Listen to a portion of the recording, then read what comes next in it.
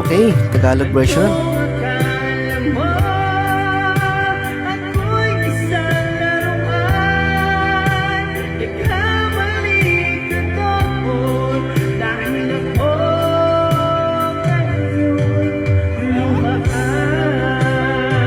Ganda ng boses si Idol.